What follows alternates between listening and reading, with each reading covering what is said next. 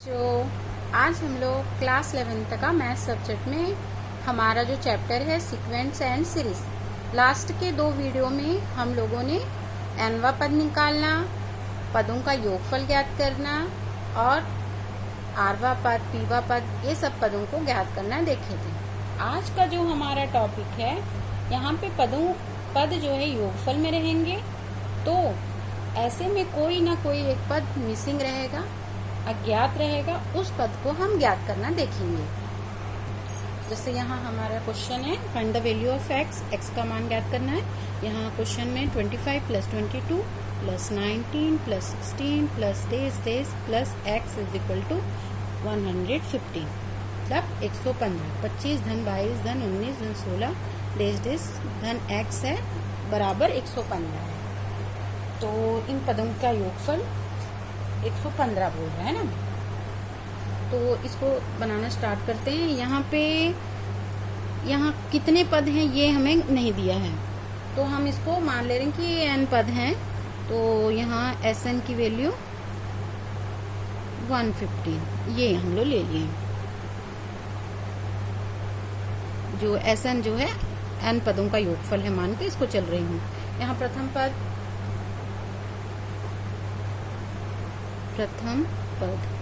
या first term a is equal to 25 है और द्वितीय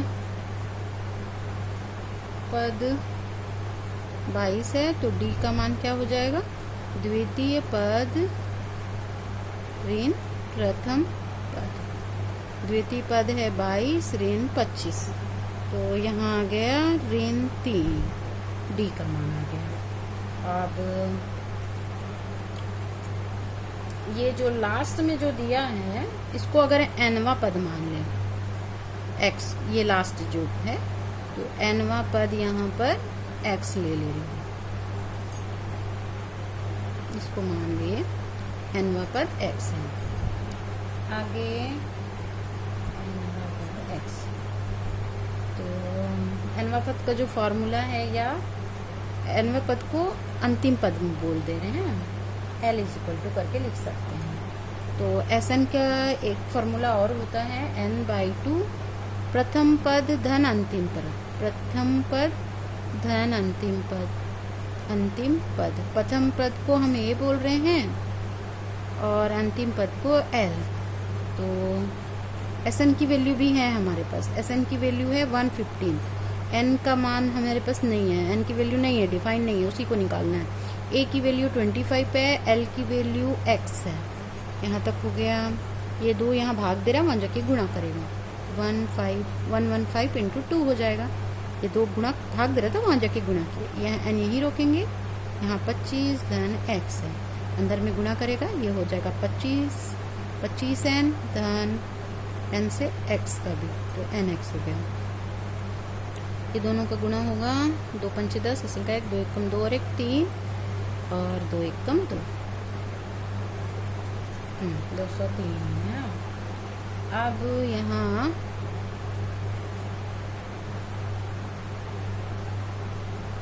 तक तो हम लोगों ने हल कर लिया। इसको इक्वेशन 1 डाल के मैं छोड़ देती हूँ, ताकि मुझे nवा पद को हल करने का मौका। यहाँ हमने माना था ना, nवा पद क्या है, nवा पद लिए थे x को, और nवा पद का जो फार्मूला था a + n-1 into d is equal to x. a का मान हमारे पास 25 है, n का मान तो नहीं मालूम था, d की वैल्यू हमने निकाला था -3 इज इक्वल टू एक्स। यहाँ क्या हो जाए, x की वैल्यू यहाँ से मैं निकालना चाह रही हूँ, तो यहाँ 25 हो जाएगा। यहाँ ऋण 3 का n से गुना, तो ऋण 3n ऋण धन 3 इज इक्वल टू 0। तो यहाँ हो गया 25 3 या 28 हो जाएगा। ऋण 3n इज इक्वल टू ये x है, x का मान, ये समीकरण 2 है ना। अब समीकरण 2 से ये x का मान समीकरण 1 में रखेंगे, तो यहाँ लिख देती हूँ समीकरण 2 से x का मान समीकरण 1 में रखने पर, समीकरण 1 में रखने पर रख दीजिए। समीकरण 1 क्या था? समीकरण 1 था, हम समीकरण 1 में रख दें। 230 बराबर 25n धन n x ये है। तो यहाँ पर x का मान यहाँ पे समीकरण 2 से रख देंगे। तो ये 230 है, यह 25n धन n, x का मान रखे 28 ऋण 3n। यहाँ 25n है, अंदर गुना करेगा 28n ऋण 3n स्क्वायर हो जाएगा और ये 230। सबको एक तरफ ले आते हैं, इस तरफ ले आते हैं या फिर इसको थोड़ा और हल कर लेते हैं। 28 और 25 को जोड़ेंगे तो 8 5 13, ये 53n हो जाएगा। 53n ऋण 3n स्क्वायर अंत तक हो गया। इन सबको इस तरफ ले आ रही हूँ, ये ऋण वाला इधर आया तो धन हो गया, 3n स्क्वायर हो जाएगा। ये प्लस वाला इस तरफ आएगा तो माइनस हो गया। 53n plus 230 is equal to 0। यहाँ तक आ गया। अब इसको ऐसे तोड़ेंगे 53 को कि गुणा करने, इन दोनों को पहले इनको गुणा करेंगे और इसको तोड़ने पर, जोड़ने या घटाने पर 53 आना चाहिए। 230 को 3 से गुणा करेंगे तो ये आएगा 690। अब 690 को हमें ऐसे तोड़ना है कि जोड़ने घटाने पर 53 बने। तो मैं यही रफ में बता रही हूँ। यहाँ आया 690 को ऐसे तोड़ेंगे कि 53 आना चाहिए। तो मैं एक बार तोड़ के देख रही हूँ। ये 3 से अगर लेती तो 3 दूनी 6, 3 तिया 3 शून्य, ये 3 से ली हूँ।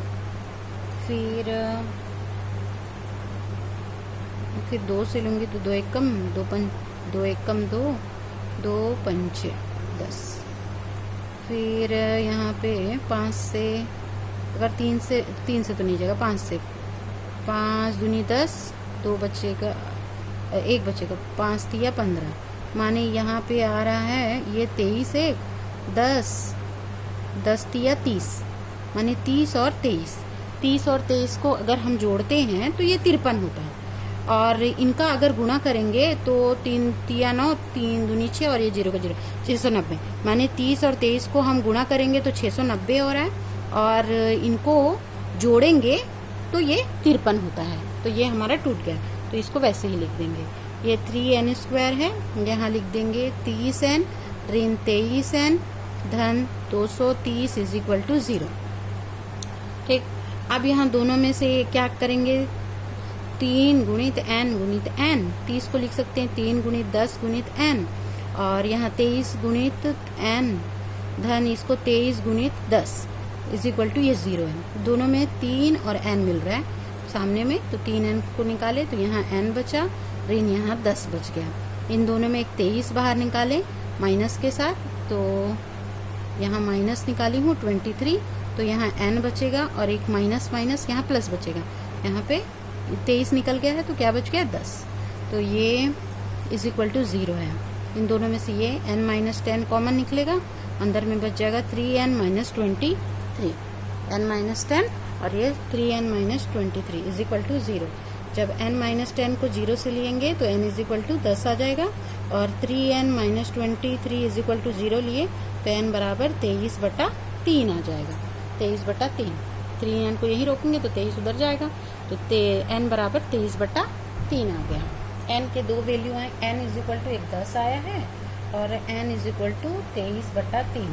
n बराबर 23/3 तो संभव नहीं है, संभव नहीं होगा, इसलिए n बराबर इसको 10 लेके चलेंगे।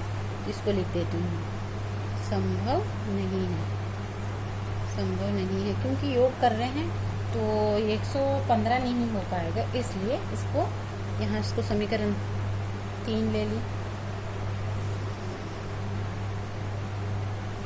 ये समीकरण हमारा 4 होगा उस हिसाब से।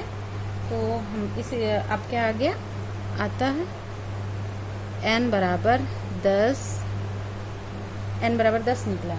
ये जो है समय x बराबर जो हम मान निकाले थे ना, उसमें ले जाके इसको रख देंगे। समीकरण 2 से, समीकरण 2 था x बराबर 28 माइनस 3n, n का मान रख देंगे। n का मान रखने पर